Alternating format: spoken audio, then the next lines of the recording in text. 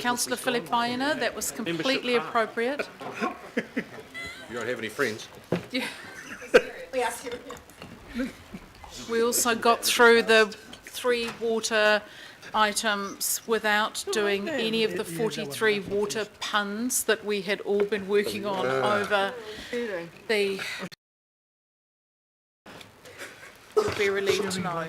So we move now on to the strategic framework for Auckland's urban ngahere for the forest, and I'd like to... We've got John and Perrin, and oh no, John's not part of this. Sorry. And Mace, and our whole team. So I'm not too sure who's going to start this off. And Karen, are you starting? I'm us starting. off? Oh, lovely. I'm going to have some water before I start coughing. Okay, and I'll just get you to introduce whoever's with you. Do we have the slides up there? That is new screensaver. Oh, yeah, cool. Tēnā koutou katoa. Hi, my name is Perrin.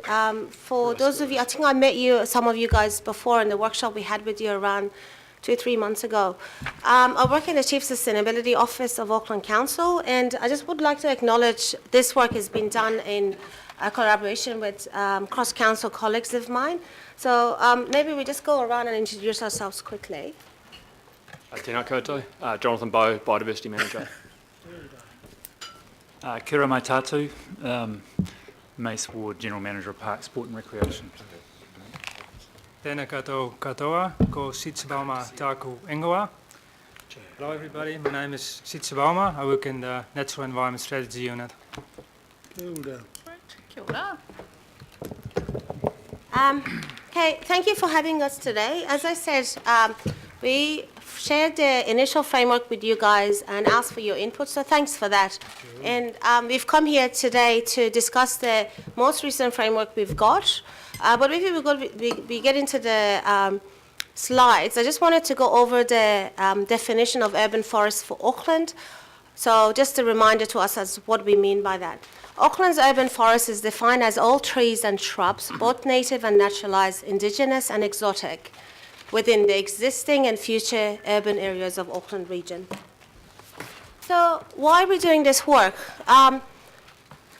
We did some of these quotes at the top there. It's at the slides. It's basically I gathered them from the unitary plan feedback, from public feedback, and a lot of concern is around the intensification and rapid growth of Auckland. Auckland's rapidly growing with the population, and we're going to have to intensify. And if you see the first quote, it says, "I have no problem with the height, just so long there is enough green space to go with it. I'm fully against the concrete jungle." This concrete jungle really resonated with the working group that we're working together.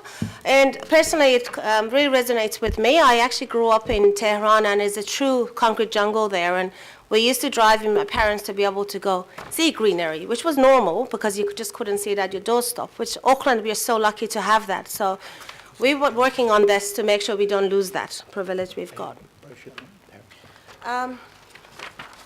So the reasons to do this strategy, we've summarized it into 5 points. It's a lot more reasons, but I thought it would be try to be more concise for the sake of this presentation. So we want to address the impacts of growth and intensification and deliver on commitment to green growth. So we've got different plans, as you know, strategies such as low carbon Auckland. We've got Auckland plan. We've got commitments to green growth in Auckland, to Auckland plan. And also we've got the indigenous and biodiversity strategy. So we've been focusing on those as well to make sure we can achieve those. Second point is it's addressing unequal distribution of the related benefits. If you look at the LiDAR analysis, the map is sitting on the left-hand side of the slide. The 3 takeaway points from this map we could take. First, you can see different local boards. They've got different distribution for trees and canopy cover. Second one is that, I haven't put it on the slides, but second one is that canopy cover, average canopy cover of Auckland is 19%. So we don't want to go lower than that for a leading city, Auckland is. And third one is that the urban forest of Auckland is distributed 40% on public land and 60% on private land. There are other pressures for us to address as well. There is quite important, such as RMA changes, 2015. So this brings the importance of the 60% private land, which we have limited control over. We have got biosecurity threats, we've got climate change impacts, weeds and animal pests, etc., and water, stress on water infrastructure, which is quite timely because we had all the papers, water papers this morning on this. Number 4 is we want to work towards a shared vision and agreed set of principles and objectives. All the leading cities, they've done this work before. They understand the importance of this issue, intensification, and how we could make sure that the green spaces stay a key part of a growing city. And finally, benefits of urban forests. I think we shared some of the evidence-based benefits with you last time. They range from economical to environmental to social, cultural. We want to make sure everyone's got access to it and is equally distributed. So what have we done so far? We've done a lot of engagement. So we've had cross-council engagement working group. We want to do more of that. We've got, we had a workshop with youth around a couple of months ago to get your feedback on our initial thinking of the framework of the strategy. We've had 2 Manawhenua engagement workshops to co-develop the vision and the framework itself. Presentation of the framework to local board advisors and local board chairs, and we've had 3 local board cluster workshops. They've been all very useful to actually get us to the point that we are. So this is the draft vision that where we got to following that session with Manawhenua. So together, growing Auckland's urban ngahere for a flourishing future. So the word together was quite deliberate, and that was signifying not only working together with Manawhenua, but working together with all Aucklanders. Recognises that 60% of our urban forest is on private land. So that's our working vision at this point. I just want to go through this framework diagram, and just, you have the detail in the report, but if I just speak briefly to the principles that underpin this. Whenever you start talking about trees, there's quite a lot of passion involved from all ends of the spectrum, so we tried to put some of the principles across in this diagram. We start, I guess, at about 9 o'clock on your diagram. Plant the right tree in the right place. That's first and foremost. I know when you start talking to people, you get quite nervous about the damage that tree roots can cause in the street environment, the ability for them to maybe block light or block drains. So understand right tree, right place underpins this work. The second one was around a preference for native species. Manawhenua would put it more strongly than that, and they did so in the workshops when we met with them. It was really that native species should be the default option, and using exotics should be something that had to be explained or justified. Really, we're just signalling that there is that preference for native species, but that's not a blanket rule. There'll be situations, perhaps, where you're wanting summer shade, but winter sun, where some of those deciduous trees are more appropriate. When we started talking about this strategy, myrtle rust was something as a possible for New Zealand. It's now very much here, not yet in Auckland, and this underpins, I guess, the forest diversity and the importance of that. If we have too much of our urban forests in any one species or any one genus, then they're really at risk of any new disease coming in. So there's a deliberate focus there on making sure we have diversity in our street trees and open space. All residents have access is the next one. We've seen already from the map that varies widely across the region. Certainly in the North Shore and West Auckland, the figures for urban forests are quite high, and much lower in the south of the region. Regulatory and non-regulatory tools, just acknowledging that with the RMA changes, there is a limit, if you like, to how much protection work, how much you can rely on regulatory tools, how successful they might be. So we're acknowledging working with people. That's the non-regulatory side there. I've already mentioned the need to work on public and private land, and we'll be talking with public, given that 60% is on public land, on private land, and 40% on public land. Again, in this fragmented landscape in the Auckland region, we've talked there about the next one around connectivity and ecological corridors. Protecting mature and healthy trees. We're recognising that not every tree can stay. There's clearly a limit to that with a developing city. but we want to really make an acknowledgement of the role that mature trees make, disproportionately greater role that mature trees offer compared to younger trees. And the last one there is about the whole life cycle of urban trees, and this particularly talks to street trees and open space. Just acknowledging again, if you let your street tree cover loss in 10 or 20 years' time as those trees reach the end of their life in that environment. So those are the underpinning principles. We've got two mechanisms to do that, which is an X in the circle there, around management.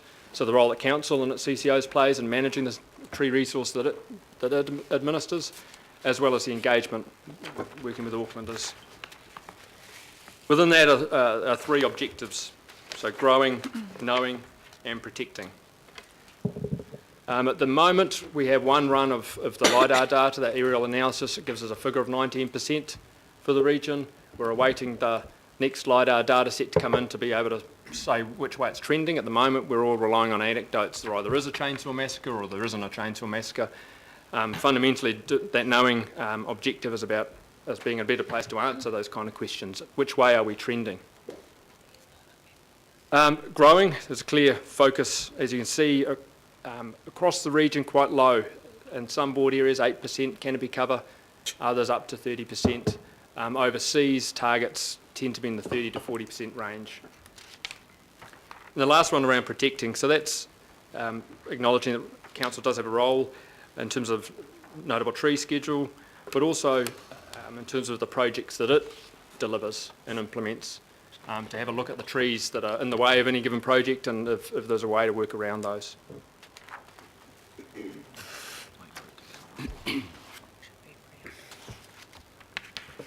Thanks, Jonathan. Madam Chair and members, just really what we're asking you to do today is approve the proposed framework for the strategy for the Auckland's urban ngahere or forest, consisting of the vision, objectives, outcomes and mechanism to deliver those outcomes around those supporting principles that Jonathan presented to you.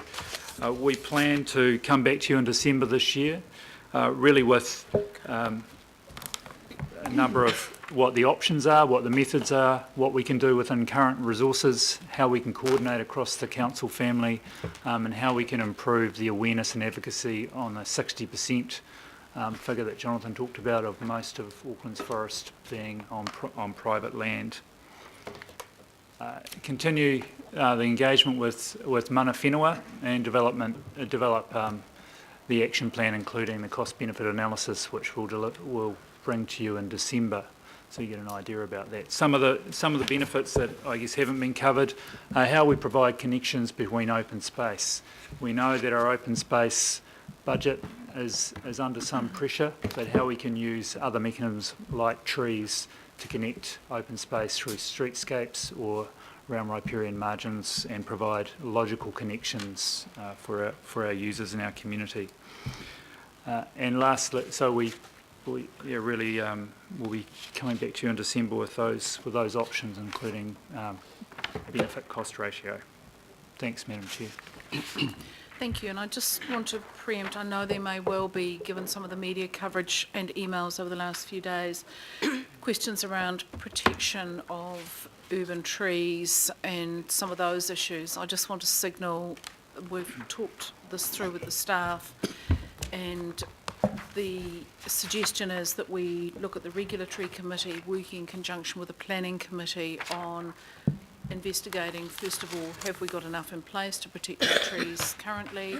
If not, what can we do better in the regulatory environment? And if we want to pick this up through the unitary plan, then Councillor Darby and his committee can pick that up. So I don't want us to take up valuable time for this issue talking about that. It's in hand and being worked through.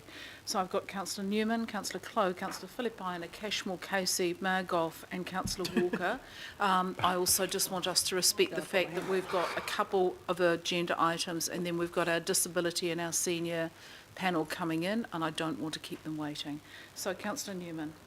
Thank you. I've got a couple of questions. I'll try and keep it brief. So Parliament in the last 5 years twice has sort of addressed the issue of the tree protections. the intent of Parliament is that these trees are not protected in the private sphere. So I note under 7, attachment A, it talks about managing Auckland's urban forests to require private landowners to support and cooperation. What is it that you are doing or think you're doing with those private landowners? So I think one of education, and that starts out from tree choice. I think we've all seen people putting in trees too close to houses, wrong species choice. We're also probably aware of examples where trees have been taken out where, with the right advice they could have been trimmed. So it's really looking at, and it falls off the back of the LiDAR analysis as well, to understand where those trees are going. Obviously, if a tree's been felled to make way for a new dwelling on the back of his property, then all the education in the world is not going to stand in the way of that kind of intensification pressure. It really is making sure that the public have the support around what is this tree, how do I manage this tree, and which trees should I put in. I think, can I add to that as well? Under the knowing objectives, we realized through this piece of work that we don't really have a good understanding what the benefits and values of the trees in Auckland are. So one of the things that we're looking at is increase our knowledge in that space. If we increase that knowledge in that space, we can use that to talk to private property owners. So it's a combination of actions that we hope to address urban forest and private land. I've only got a short time. Two other quick questions.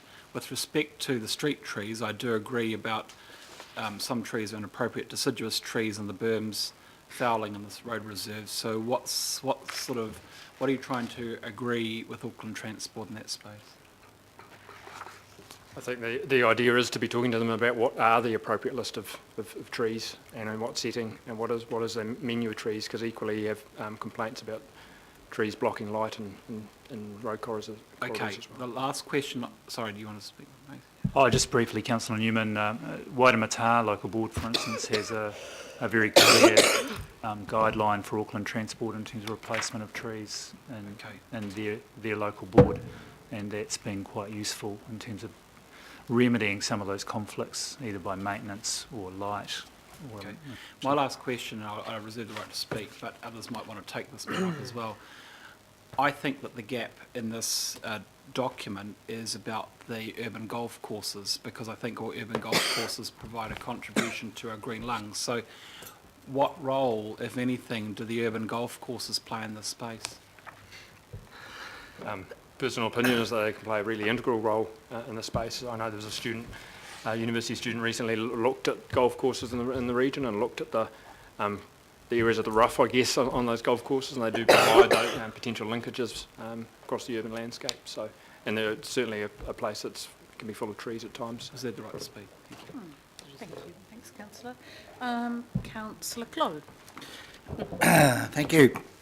For those of you with longer memories and would remember the destruction in Grafton Gully, probably the finest bit of native bush that we had in the inner city, and how it was just totally wiped out when they put that motorway through, and they would never be able to get away with that now. They took out the whole lot on both sides of the gully, and it ruined the water table, etc., etc. It's quite noticeable that the areas of the least tree coverage are, in many cases, area where state housing has gone in, and new areas where, again, the developments in Mangakeki and Mangere, Otara and Manurewa and indeed Hawak, even where they just cleared the land totally. Everything was taken out. So I'm happy to move these resolutions because I don't have a question. I'm just going to pass my personal view, as I think we should be addressing the unequal distribution first up, and it therefore should be the emphasis on those wards that I just all mentioned, and Papakura as well.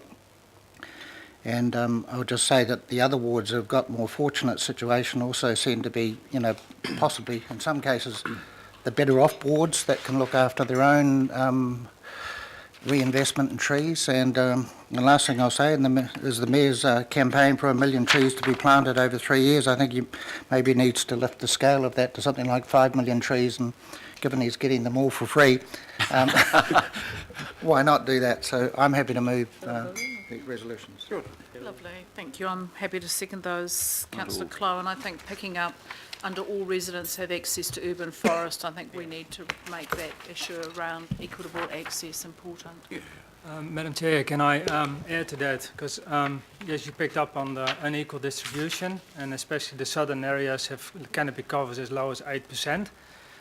Perrin, in her introduction, she explained what the scope of this piece of work was. It's the existing urban and the future urban areas. Especially the future urban areas, structure planning, Pairata, Pukekohe, those areas have low canopy covers, but there's great opportunities there to kind of lift the game while we do the structure planning. Just make sure that you consider urban forest when you develop those structure plans and see if you can, through those processes, increase the canopy covers in those areas. So I just Thank want you. to add to that. Thank you. That's great. Member Wilcox, question. Ko tahi no hio tau pātai. E mohi ana koe i te kaupapa o ko hakamarama koe i te kaupapa ki Auckland Transport. Nā te mea kei a rātou te tikanga mo te nuinga o ngā whenua ki te taho o ngā rori. Just wants to know, like to know about Auckland Transport's involvement. They are the ones who are in charge of what happens around roadways. He's raised this before.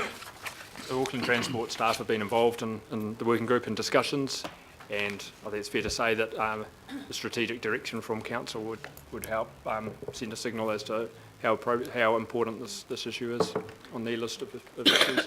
Eki. Thank you. Councillor Filipaina. Tēnā rā koutou katoa. Look, Councillor Clow took most of what I wanted to say through you, Chair. But however, in June, when we attended the workshop, and even before then, just letting us know what the situation is, I was still shocked and shocked still, around the 8% and the 9.1. So, as per number 3 here, saying that there was gaps identified and that we needed to fill the gap, totally agree. And then in number 11 is that we needed now to find a vision. I look forward, and definitely supporting this, but I look forward to see what can be done in the 2 areas that have been identified with the least canopy, which is Mangere o Tahi, and talking to my councillor colleague and brother from a different mother in Manukau. These are the two that I think that needs to be pushed through you, Chair. But I mean, again, we don't want to then lose sight of the fact that there are other areas around 11.7 with Manurewa, Papakura 13.2. But I think it's important that, again, it depends on what happens when this is passed. I have no doubt that it will be. But then just looking at the 2 areas, I mean, again, you know, when you brought that to my attention, it was like, you know, geez, that is... Okay, so we can come up with action plans for dealing but with that. Yep. I'm just saying that it still shocks me looking at it now. Okay, And this is why, by talking to Councillor Fa'ana was, yeah, so I look forward, definitely support it. perfect. Councillor Cashmore. Well, thanks, Madam Chair. So I think it's a highly laudable program. However, if we're going to have a canopy, a forest canopy, in our urban areas, that's 35–40% of the case studies you mentioned, what would the urban form have to be to achieve those sort of densities within the same boundaries with a lesser percentage? I think we've got examples already in Auckland of what that urban form can look like when you look at some of the more central suburbs that are heading towards that, more around the low 20s. So I guess it is a greater street tree coverage. It is coverage where possible in parks, balancing obviously open space and sports fields. And it is finding appropriate trees on sections that have been subdivided.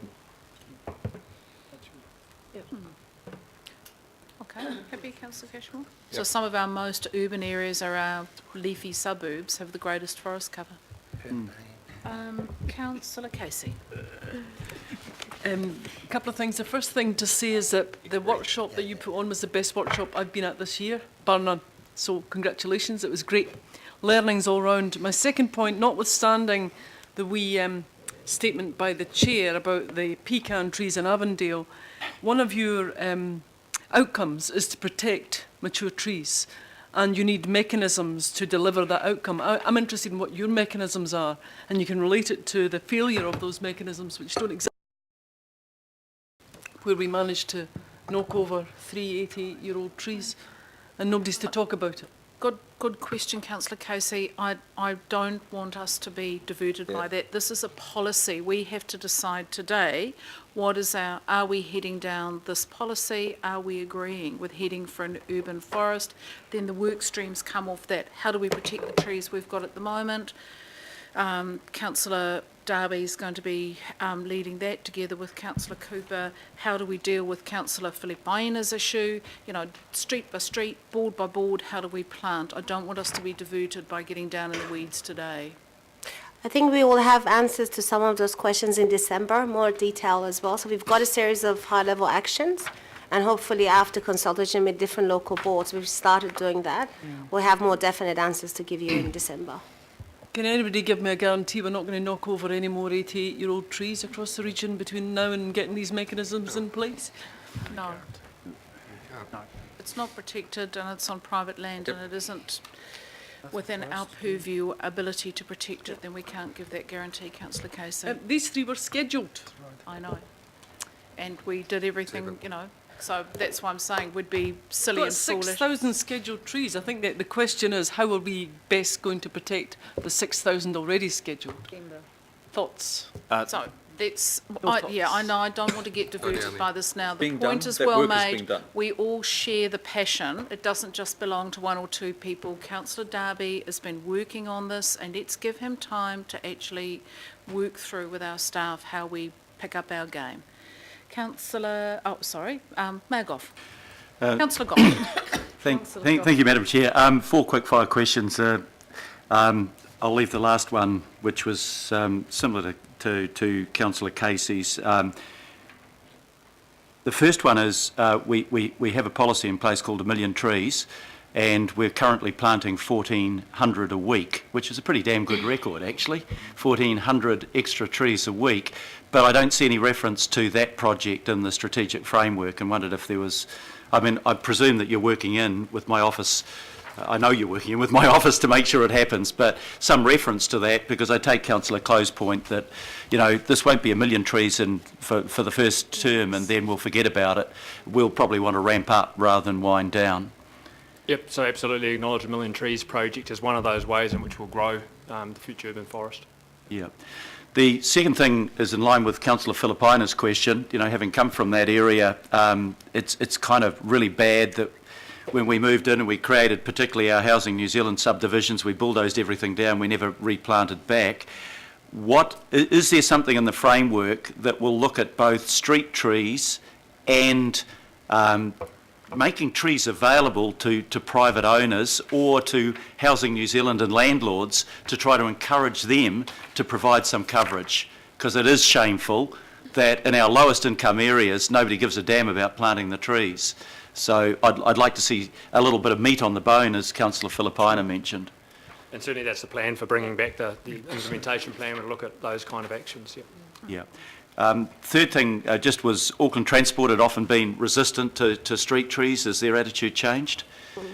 I'd note that late last year, the local paths guideline was put out by Auckland Transport. So I guess they and together with Parks, and they set a target for what the green coverage is in those streets that are defined as local paths. And so they're being quite cooperative is really what I'm asking, or reluctant? I can confirm, Meg, off that the Auckland Transport are being cooperative. It's about, again, the right tree in the right place. No, to meet accepted. Safety and maintenance issues. So. And my last question, just as, you know, one of the problems, it's not something that we deal with on council, but it's the Resource Management Act that removed the protection of trees. The pendulum was probably a bit far the other way, now it's swung too far the other way. Is part of what you're examining, or maybe what Councillor Darby is examining, trying to get some change in that, because we can add to our notable tree structure, but we know that's labour intensive, we know it takes too long, we know that it's resource intensive. Trying to get some balance back into the Act, and us promoting something to central government would be really helpful. Is that in the mix at the moment? Absolutely. So that'll be the methods and the actions that we come back to you in December with. We know that current methods aren't being effective, and so how we provide you with a suite of options to achieve the outcomes that some of you have talked about today is what we'll bring back to you in December. Great. Thank you very much, Madam Chair. Awesome. Thank you, Mayor Goff. Councillor Wayne Walker.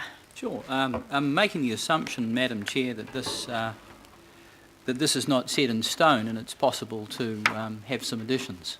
I attended the workshop, and if I recall, one of the principles that I put forward was around the value of trees, and I don't see that here as a principle. And obviously that goes to ecosystem services, stormwater, oxygenation, the cooling effect, which is a critical issue around cities because of the heat island effect, and there are a number of others. So the outstanding principle is around the value that trees add, and that goes to many of the points. That's actually part of the knowing objective. So it is included. It's as part of the knowing, we want to understand the value of our trees better. So as Setsia also mentioned as well, that way makes the education for general public easier to understand what the values of urban trees are. I understand the knowing, but I would have thought this would have been a principle rather than an objective. You'd like to see it more because knowing is explicit. under objectives, and I'm referring to principle. Okay. The other item that goes to principle that Councillor Clow alluded to was the relationship with land use, and particularly in the new subdivisions, because of the prevalent land use to literally put a bulldozer through everything, because we don't have any foundation pole construction or anything like that. It's all concrete slab. The slate is wiped clean. So there's the issue of land use and the related issue around soil, because if you don't retain the soil, you don't have the preconditions for trees to live in. So I'm just suggesting that there's another principle there that goes to the setting of the policy. And the last one, which I think is an important principle, and that's around collaboration. You might say that that's under deploy regulatory and non-regulatory tools, but I think it's bigger than that. It's really important, particularly given that so many of these trees are on private land. So I just put those things up as principles, Madam Chair, and the officers might give some thought to it. And I guess the other concern that I've got is the immediacy around acting, because I would suggest the loss of tree cover is significant and rapid, and I can only base that on what I see in my community, and then extrapolate it, especially around the loss of quite old trees. So I think it's important for us to develop some immediate strategy and test some of these principles and objectives out against things that arguably we could and should be doing right now. I think those are good points, Councillor Walker. We probably don't need to go into them. I think we'd agree, particularly the principle or the issue that you raise around the value proposition of trees, I think should be at the heart of that. I think all the elements that you mentioned, Councillor Walker, they are part of the strategy and have been considered. The collaboration, to make it a principle, or what we've done to date, have it as a mechanism, because it sits across the three objectives: knowing, growing and protecting. So we considered collaboration and engagement as a mechanism to deliver the strategy. the land use, to make that a principle at this stage, we've considered it, but we made it part of the growing objective. So I think today we see the guts of the framework, but when in December we've got the text around the whole framework with all the elements, I think the story will be much more comprehensive and complete. So the answer is, sorry to cut it a bit short, we're just doing a little time check. Don't mean to cut across, but we are going to run into time constraints. We need to get a wiggle on. I've got Councillor Fletcher, Watson and Member Brown. So Councillor Walker, we agree, the principles are in there, they've been considered. Councillor Fletcher. Thank you, Madam Chair. Laudable objectives. What I'm interested, you cited examples of international best practice there, how that is actually potentially going to work. And a specific example, for instance, Auckland Transport wanted to get the Mill Road corridor through. It went smack bang in the middle of Cheeseman's Bush. So when you get into that situation, in what hierarchy, how for these countries where there is some experience of this now, successful experience, how has that hierarchy worked in terms of trade-offs? Could you give me a little bit of an insight? I don't know that I could respond specifically to that. I think what it does, or what we see the possibility of it doing, is at least it puts it in that hierarchy, that there is reference to this, that it is deemed as important to council, because at the moment the strategic framework doesn't necessarily say clearly that urban forest is important to council. Madam Chair, I just put it on the table that I think these sort of specific issues could be good examples that you could workshop further and work through. The second thing is looking at the life cycle of the tree and the comprehensive approach. It can become quite difficult when, for instance, if we know in the domain we've got a whole lot of oak trees that need to come out that are dying.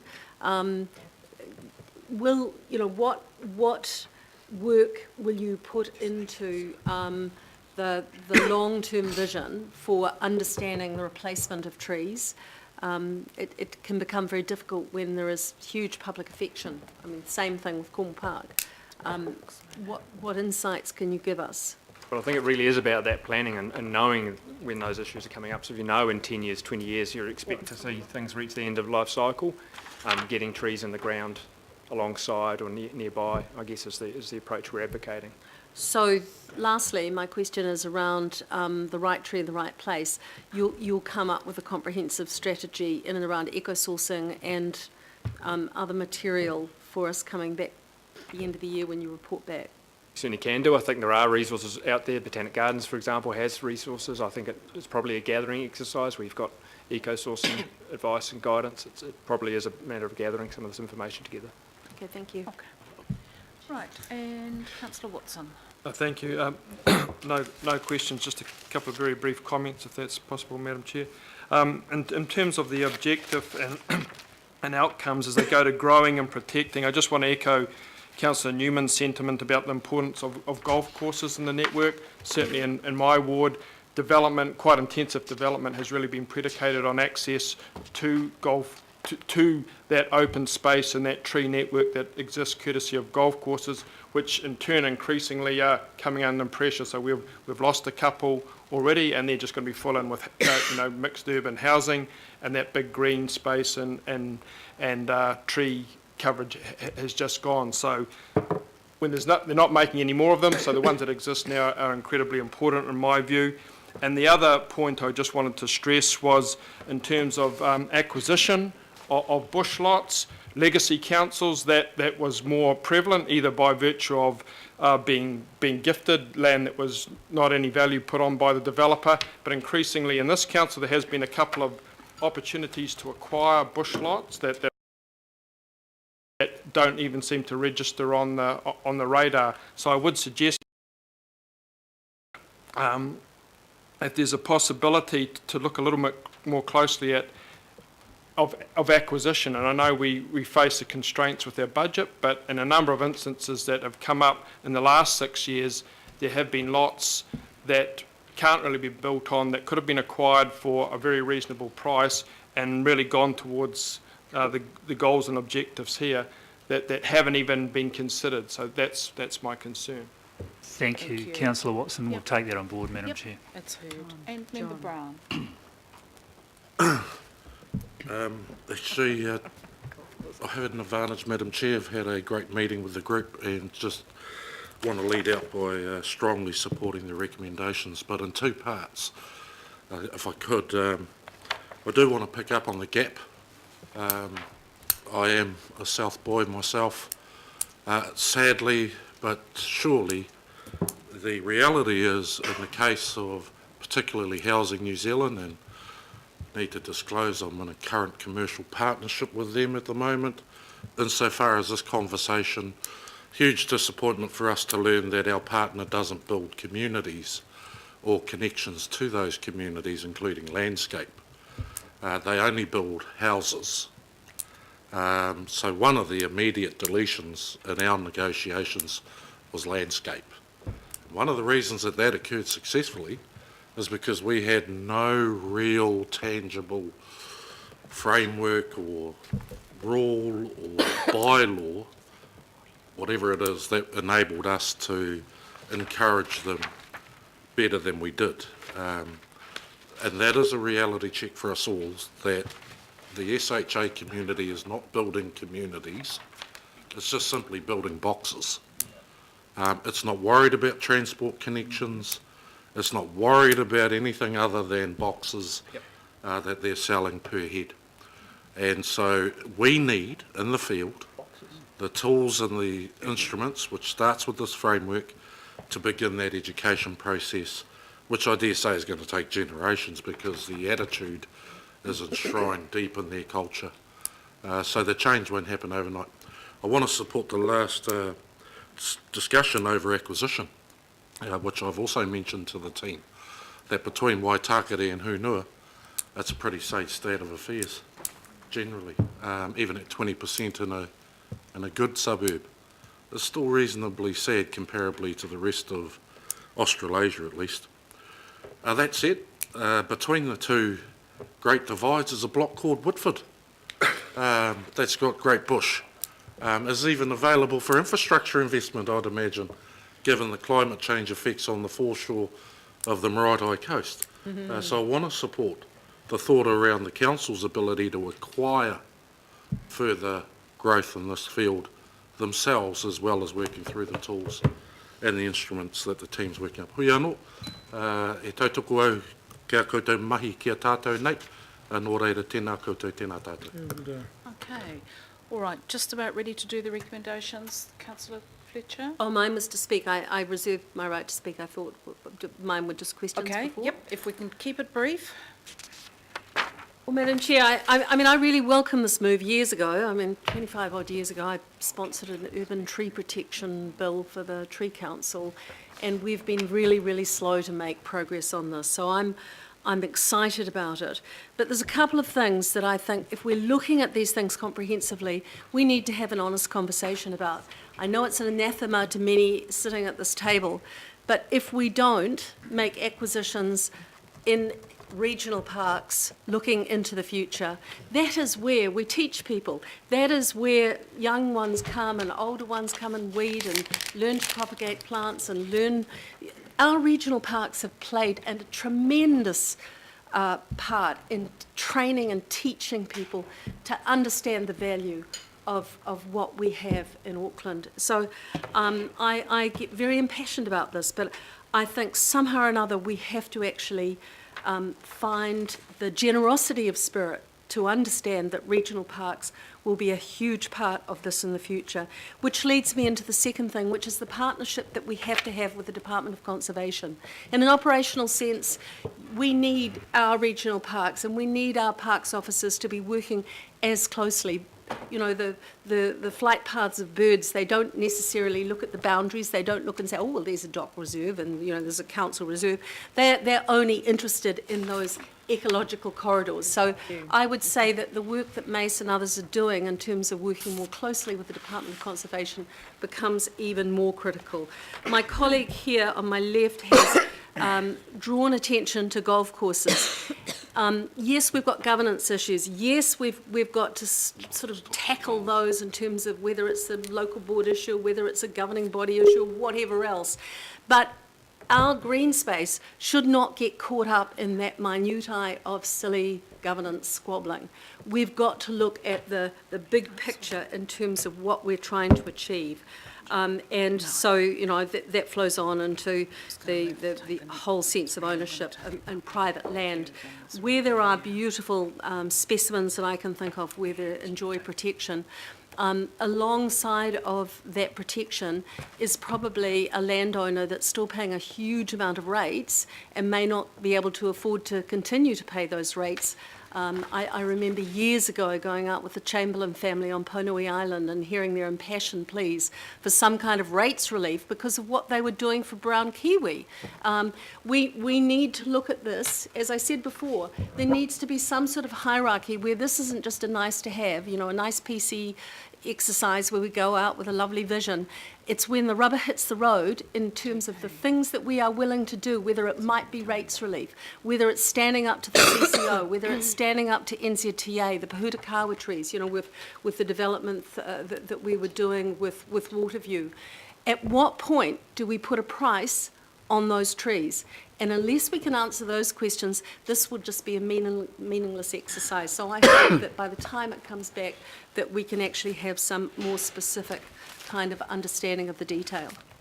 So that's December and the LTP. Councillor Newman. Yeah, just very briefly, Madam Chair, and I didn't conspire with Councillor Fletcher around what I was going to say, but she's stolen much of my thunder around this. I hope this strategic framework document informs this council's thinking around the role and function of urban golf courses as a contributor to our green lungs. I think that is critically important. Putting aside the debate around sport and recreational needs of Aucklanders versus the needs for other activities and development opportunities, I think that this document would be better for some reflection about urban golf courses, and I think that you should be part of the conversation about how we might approach those golf courses in the future. The other thing that I would say is that I think that the document needs to inform forthcoming debate about reserve contributions. We need to have the capacity via reserve contributions to acquire neighbourhood parks, to improve our active sports parks and facilities, but also to reforest our existing public spaces within communities to try and address some of the most appalling figures here in terms of those very, very low canopy coverage figures, particularly in the south where I'm from and where Fesso and Alpha represent, because these numbers are atrocious, but it won't be addressed just by trying to cooperate with the 60% of Auckland that is privately owned. You know, we will have to address this starting with what we can do in the public space, and part of that is about what we can achieve via our reserve contributions policy. Thank you. Thank you. Right, I'm going to put the recommendations. All those in favour, please say aye. Aye. Against? Carried. Thank you, and thank you to the team. I thought Councillor Casey's statement at the beginning about that being one of the best workshops ever was entirely appropriate. Thank you.